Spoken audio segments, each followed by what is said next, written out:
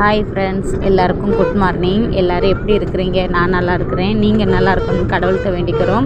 என்னுடைய பர்த்டேக்கு விஷ் பண்ண எல்லாருக்குமே ஃப்ரெண்ட்ஸ் ரொம்ப ரொம்ப நன்றி. என்னுடைய பிறந்த நாளைக்கு பிறகு நான் லாங் வீடியோ போடவே இல்லை. அதுக்கான காரணங்களும் நிறைய இருக்குது. ஏன்னா இங்கே கொஞ்சம் மழை பிரச்சனை வேறு இந்த மாதிரிலாம் இருந்ததுனால உங்களுக்கு என்னால் வீடியோ போட முடியல. சாரி கேட்டுக்கிறேன். ஆனால் நான் ஷார்ட் வீடியோ உங்களுக்கு ஷேர் பண்ணியிருந்தேன். நம்ம எங்கே போகிறோங்கிறத ஆல்ரெடி இந்த வீடியோவில் நான் வச்சுருந்ததுலேயே நீங்கள் பார்த்துருந்துருப்பீங்க இல்லைங்களா?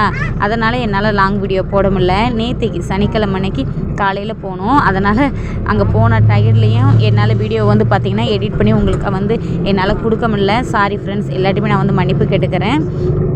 என்னுடைய இப்போ தான் நான் இந்த சாரி தான் இன்றைக்கி நான் போட்டுட்டு கிளம்பியிருக்கிறேன். காலையில் 6 மணி பஸ்ஸை பிடிக்கணும்னு பார்த்தேன், முடியல ஃப்ரெண்ட்ஸ். இப்போ 8:45 ஒரு பஸ் இருக்குது. இப்போ நம்ம அதையாச்சும் எப்படியாச்சும் பிடிக்கணும். ஏன்னா போகிறதுக்கு 6 மணி நேரம் இல்லைன்னா 4.5 மணி நேரம் கிட்ட ஆகும்.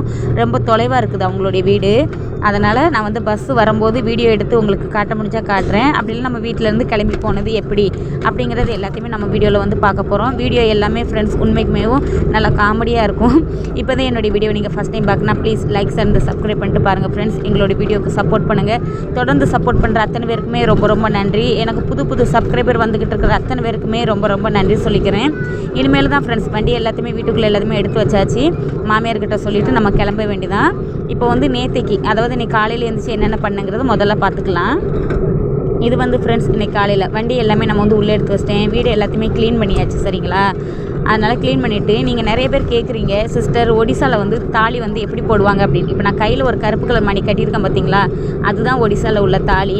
இங்கே ஃப்ரெண்ட்ஸ் ஒடிசாவில் வளையல் நம்ம எங்கேயாச்சும் ஒரு ஃபங்க்ஷனுக்கோ இல்லை வேறு ஏதாச்சும் ஒருத்தவங்க வீட்டுக்கு போகிறோம் அப்படின்னா வளையல் எப்படி சேஞ்ச் பண்ணுறேன்னு பார்த்தீங்களா? நம்ம கழுத்தில் போடுவோம் பார்த்தீங்களா தாலி, அதை முதல்ல கையில் கோர்க்கணும்.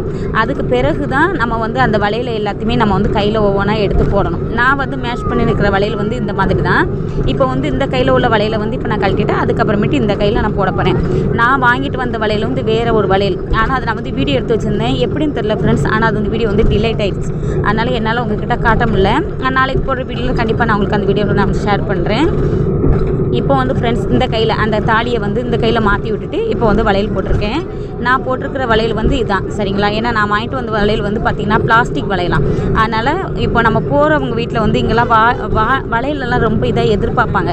அதனால் மாமியார் என்ன சொன்னாங்க அப்படின்னா, இப்போ அடுத்து ஏதாச்சும் ஒரு ஃபங்க்ஷன் வந்தால் நீ அதை போட்டுக்கோ, இப்போதைக்கு வேண்டாம் அப்படின்னு சொல்லி என்கிட்ட சொல்லிட்டாங்க. அதனால் என்னால் அதை ஷேர் பண்ண முடியல. இப்போ பார்த்தீங்க அப்படின்னா நம்ம வீடை எல்லாத்தையுமே நல்லா க்ளீன் பண்ணிட்டோம். வண்டி வீடு எல்லாத்தையுமே க்ளீன் பண்ணிவிட்டு மிஷின் எல்லாத்தையுமே நம்ம இப்போ ஆல்ரெடி நம்ம ஒதுங்க வச்சிட்டோம். இப்போ நம்ம கதவுல போட்டுட்டு கிளம்பிக்கலாம். இந்த மாதிரி ஃப்ரெண்ட்ஸ் ஹாப்பியாக கிளம்புற நம்மளுடைய 2 பாப்பாவுடைய ரியாக்ஷனுமே பார்த்தீங்க அப்படின்னா உங்களுக்கு எல்லாருக்குமே நீங்கள் சிரிப்பீங்களா இல்லைன்னா மனசு கஷ்டப்படுவீங்களான்னு எனக்குமே தெரில. இப்போ நல்ல மழை. நாங்கள் நடந்து போகும்போது ஒரு இடத்துல நின்னோம். அதெல்லாம் முடிச்சுட்டு இப்போ நாங்கள் போன பஸ்ஸு ஃப்ரெண்ட்ஸ் ஏசி பஸ்ஸு. நாங்கள் ஏற்கனவே பெரிய பாப்பாவுக்கு ஒத்துக்கிடாது. நான் மாத்திரை வாங்கியிருக்கிறேன், நீ போடுன்னு சொன்னதுக்கு எனக்கு வேண்டவே வேண்டாமா, எனக்கு மாத்திரையே வாங்காதன்னு சொல்லிட்டாங்க. இப்போ நல்லா தூங்கிக்கிட்டு இருக்கிறவங்க 2 பேருமேவும் இதுக்கப்புறமேட்டு என்ன நடக்குங்கிறதையும் நான் உங்ககிட்ட ஷேர் பண்ணுறேன் சரிங்களா? இது பார்த்திங்கன்னா நம்ம போகிற வழி. நான் இப்போ போகிற ஊரோட பேர் பார்த்திங்கன்னா ஃப்ரெண்ட்ஸ் அது ஜெகசிங்பூர் தான் சரிங்களா? உமா இருக்கிற ஊர் பேர் ஜெகசிங்பூர் தான். இப்போ நான் 2 பஸ் மாறி போகணும். போகிற வழியில் செம்ம மழை. அதுவும் போக அங்கே நிறைய மரங்கள் நிறைய மலைகள் இந்த மாதிரிலாம் இருந்துச்சு. சரி அதையுமே உங்ககிட்ட ட்ராவல் வீடியோவாக போட்டு உங்ககிட்ட ஷேர் பண்ணிக்கலாமே அப்படின்னு சொல்லி நான் ரொம்ப ஆசைப்பட்டேன். அதனால தான் இந்த வீடியோவை எடுத்துருக்கிறேன். பாதி இடத்துல ஃப்ரெண்ட்ஸ் பார்த்திங்கன்னா மழை, பாதி இடத்துல பார்த்திங்கன்னா மழை இல்லை. நீங்கள் நிறையா பேர் பெரிய பாப்பாவை ரொம்ப மிஸ் பண்ணுவீங்க இல்லைங்களா? சின்ன பாப்பாவுக்கு ஒன்றும் செய்யாது, அவள் என் கூட சேர்ந்தவா. பெரிய பாப்பாவுக்கு நான் சொன்ன ஃப்ரெண்ட்ஸ் மாத்திரை வாங்கி தரேனதுக்கு 3 மாத்திரை தராங்கம்மா, எனக்கு வேண்டாம் அப்படின்னு சொல்லிட்டான். ஆனால் அவளுக்கு வாமிட் நிற்கவே இல்லை ஃப்ரெண்ட்ஸ். ஏறினதுலேருந்து இறங்குற வரைக்கும் ரொம்ப வாமிட் பண்ணிக்கிட்டு இருந்தா.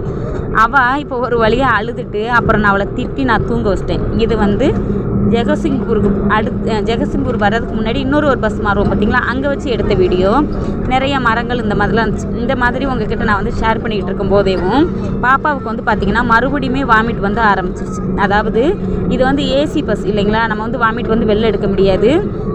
அவங்க ஒரு 2-3 கவர் கொடுத்துருந்தாங்க ஃப்ரெண்ட்ஸ். அதுலேயுமே ரொம்ப சிரமப்பட்டு, 2வது நான் ஒரு இடத்துல இறங்குறதுக்கு அவங்க என்ன ஒரு இடத்துல இறக்கி விட்டு ரொம்ப கஷ்டப்படுத்திட்டாங்களே இவங்க கூட.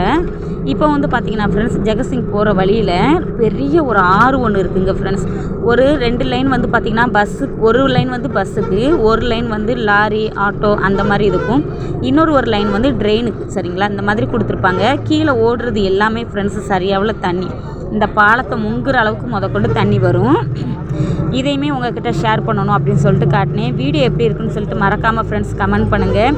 இதுக்கு அடுத்து லாஸ்ட் வரைக்கும் வீடியோ வந்து பார்த்திங்கன்னா ஸ்கிப் பண்ணாமல் பாருங்கள். ஏன்னா நிறைய இன்ட்ரெஸ்டான வீடியோலாம் இருக்குது.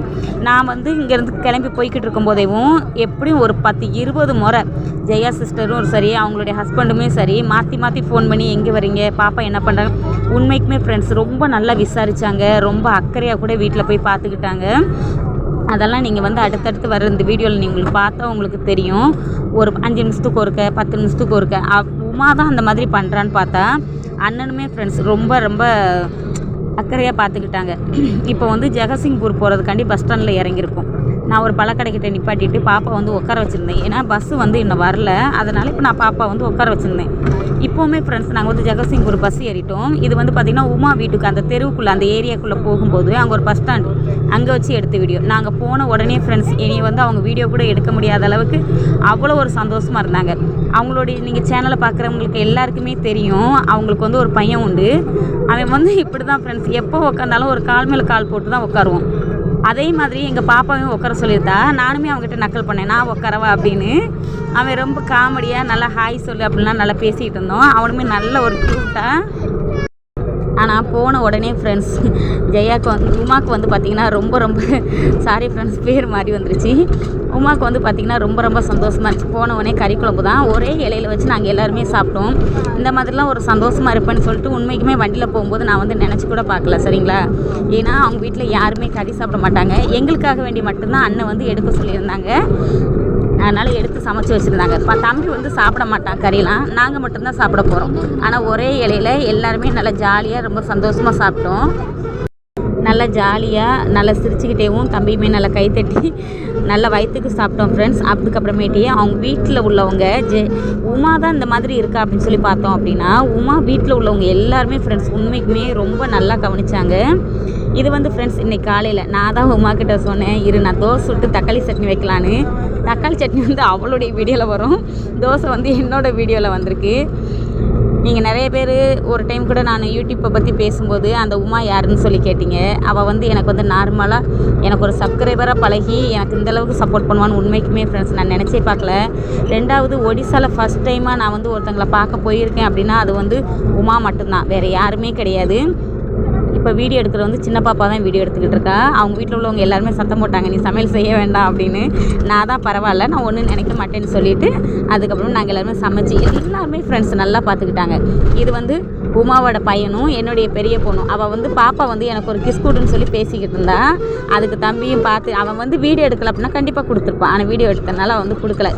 இது வந்து பார்த்திங்கன்னா ஃப்ரெண்ட்ஸ் இன்றைக்கி காலையில் மேடம் வந்து நாங்கள் ஊருக்கு கிளம்புனதுக்கு அப்புறமேட்டி அவங்க வந்து கொண்டையை போட்டுட்டு அவங்க வந்து ரெடி ஆகிக்கிட்டு இருக்காங்க. இன்றைக்கி நான் காலையில் தக்காளி சட்னி வதக்கிட்டு தக்காளி சட்னி, இன்றைக்கி தோசையும் தான். நாங்கள் மிட்டுவுமே ஃப்ரெண்ட்ஸ் பக்கத்தில் தானே அப்படின்னு சொல்லிட்டு உள்ளூர் தானே சொல்லிட்டு நாங்கள் அதையுமே கூட்டிகிட்டு வந்துட்டோம். ஏன்னா வீட்டில் விட்டுட்டு வந்தால் யாருக்கிட்டையுமே இருக்காது.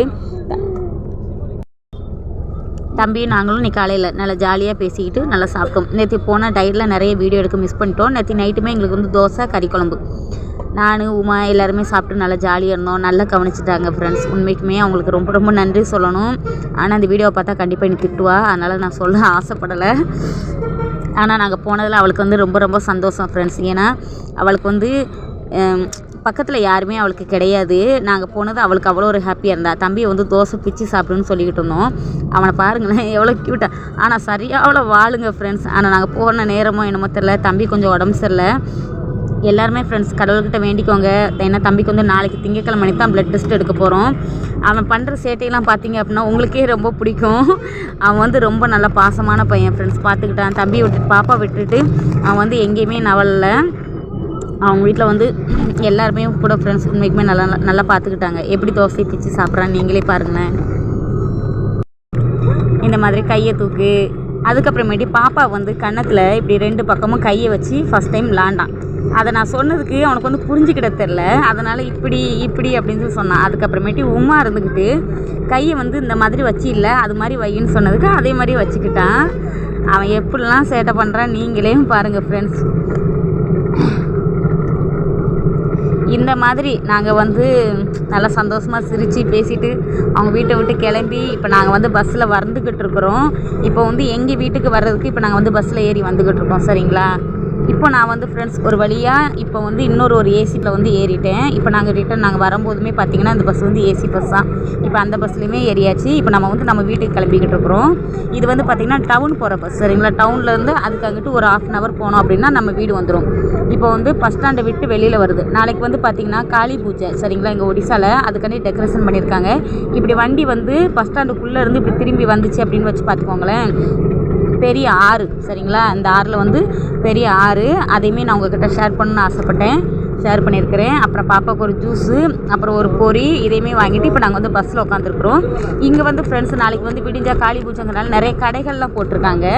இது வந்து எங்கன்னு பார்த்தீங்கன்னா ஜெகசிங்பூர்லேருந்து பாதாம்பாடின்னு சொல்லி ஒரு ஊருக்கிட்ட வந்து தான் இந்த வீடியோ வந்து நான் உங்கள்கிட்ட ஷேர் பண்ணியிருக்கிறேன். இங்கே வந்து என்னென்னலாம் வெளியில் கடை வச்சுருந்தாங்க அப்படிங்கிறது இப்போ நான் உங்கள்கிட்ட வீடியோவில் ஷேர் பண்ணுறேன். பாப்பா எனக்கு கொஞ்சம் ஜூஸ் கொடுத்தா அதையுமே குடிச்சிட்டேன். நீங்கள் இப்போ மிட்டுவுமே ஏசி பஸ்ஸில் தான் போட்டு இப்போ நாங்கள் கொண்டுட்டு போய்கிட்டு இருக்கிறோம்.